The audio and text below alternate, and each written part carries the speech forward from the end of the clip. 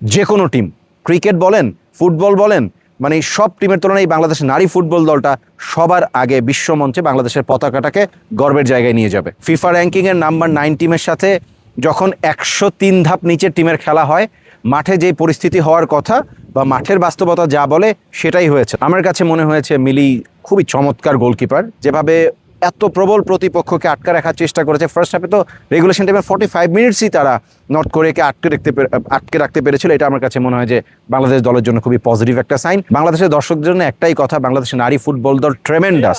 বাংলাদেশের ফুটবল হিস্ট্রির সবচেয়ে ভালো ফুটবলটা তারাই খেলে। বাংলাদেশ দল লড়াই করেছে, হয় কি কোয়ালিটির যে তারতম্য বা পার্থক্য, সেই পার্থক্যটা মাঠের খেলায় খুব ভালো করে বোঝা গেছে। ফিফা র্যাঙ্কিংয়ের নাম্বার 9 টিমের সাথে যখন 103 ধাপ নিচের টিমের খেলা হয়, মাঠে যেই পরিস্থিতি হওয়ার কথা বা মাঠের বাস্তবতা যা বলে সেটাই হয়েছে। Score line 5-0।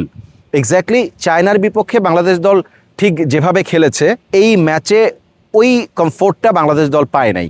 না পাওয়ার পেছনে অন্যতম কারণ হচ্ছে চায়নার তুলনায় এই নর্থ কোরিয়া দলটা অনেক বেশি সুসংহত। স্পেশালি তারা যেভাবে তাদের পাসিং অ্যাকিউরেসি, খেলার যে পেস এবং নিজেদের মধ্যে যে বলের আদান প্রদান, সব কিছুই চায়নার তুলনায় অনেক বেশি পারফেক্ট, অনেক বেশি ভালো। এবং আপনারা যদি দেখেন যে স্পেশালি দুই উইং ব্যাক এবং উইং এত শার্প মুভ করেছে গোটা ম্যাচে, মাঝমাঠে বাংলাদেশকে একদমই জায়গা তারা দেয় নাই। বাংলাদেশ দলকে প্রত্যেকবার মানে একের পর এক আক্রমণে ডিফেন্স লাইনে একদম ঠেলে দেওয়া গেছে, এবং সেই জায়গা থেকে বাংলাদেশ দল ডিফেন্সে তো ভুল করবেই। মানে কোরিয়ার মতো দলের বিপক্ষে খেলতে গেলে ডিফেন্সে ভুল হবে না, সেটার আসলে সুযোগ নেই। গোটা ম্যাচে আপনি যদি দেখেন নর্থ কোরিয়ার একদম সলো ডমিনেন্স, যেভাবে তারা খেলতে চেয়েছে সেভাবেই খেলেছে। 5-0 আমি প্রত্যাশা করেছিলাম হয়তোবা স্কোর লাইনটা আরেকটু ছোট হলে ভালো হতো, বাট তারপরেও আমি বলবো ওয়েল ফট।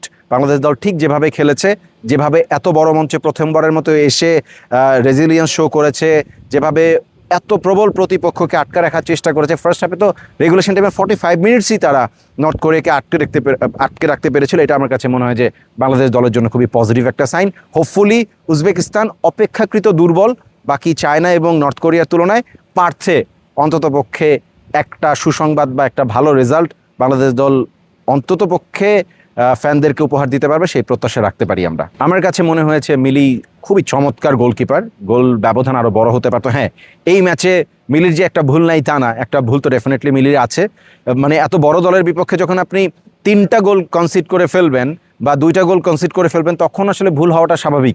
পৃথিবীর সবচাইতে বড় গোলকিপার বা নাম্বার 1 গোলকিপারও ভুল করে, তো ভুলটা হতে পারে। বাট ওভারঅল মিলির যে ক্লাস, বা মিলি আসলে যেই ধরনের ফুটবলার বা যে ধরনের গোলকিপার, একটু ক্লাসিক ধরনের goalkeeper, hopefully very young, but সময়ের সাথে সাথে আরও পরিণত হবে। স্পেশালি হচ্ছে game sense very important. Newly এসছে দলে, একটু এক্সপিরিয়েন্স হলে গেম সেন্স আরও ভালো হবে এবং তখন কিন্তু আরও বেটার পারফর্ম করবে। বাংলাদেশের দর্শকদের জন্য একটাই কথা, বাংলাদেশের নারী ফুটবল দল ট্রেমেন্ডাস। বাংলাদেশের ফুটবল হিস্ট্রির সবচেয়ে ভালো ফুটবলটা তারাই খেলে, মানে very good brand of football. এবং বাংলাদেশ নারী ফুটবল দলের প্রতি বাংলাদেশের মানুষের সাপোর্টটা, সমর্থনটা যদি আরও বাড়ায়, আমার ধারণা বাংলাদেশের যে কোনো টিম, ক্রিকেট বলেন, ফুটবল বলেন, মানে সব টিমের তুলনায় বাংলাদেশের নারী ফুটবল দলটা সবার আগে বিশ্বমঞ্চে বাংলাদেশের পতাকাটাকে গর্বের জায়গায় নিয়ে যাবে।